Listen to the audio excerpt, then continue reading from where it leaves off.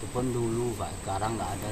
Kasianto, 35 tahun, warga desa Bah, Kecamatan Ketol, Kabupaten Aceh Tengah, sehari-hari bekerja mencari air nira untuk diproses menjadi gula aren.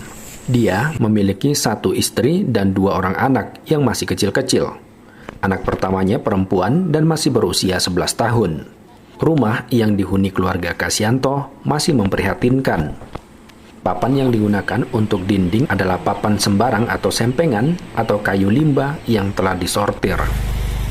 Tidak ada dapur, kamar mandi, atau kamar sekalipun di rumah berukuran kurang lebih 3 kali 5 meter ini.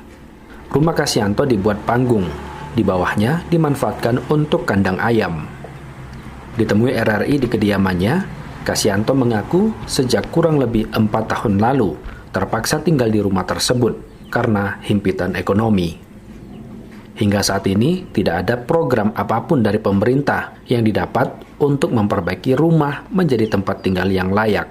Kumohon ke bapak-bapak sama bapak pemerintah, tolonglah Pak. Pinginnya yang selayaknya lah Pak, yang bagus sedikit gitu. Mohon bantuannya dari bapak-bapak pemerintah.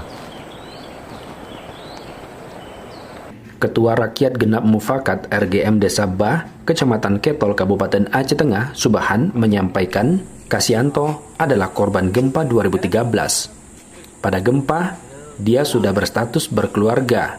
Hanya saja dia masih tinggal satu rumah dengan orang tuanya, sehingga tidak mendapat bantuan rumah. Sewaktu dulunya dia berada di kampung relokasi semenjak tahun 2013. Ya kebetulan bantuan rumah tidak ada, jadi dia udah ada istilahnya bantuan nggak ada, ya bikin sendiri. Akhirnya itu pun udah tidak layak dihuni lagi.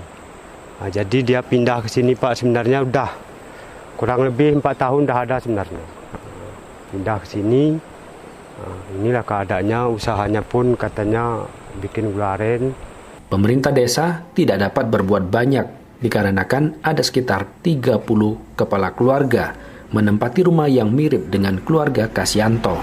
Kini, pemerintah desa mengharapkan pemerintah Kabupaten Aceh Tengah dan pemerintah provinsi maupun instansi yang peduli dapat membantu menjadikan rumah Kasianto menjadi layak dihuni.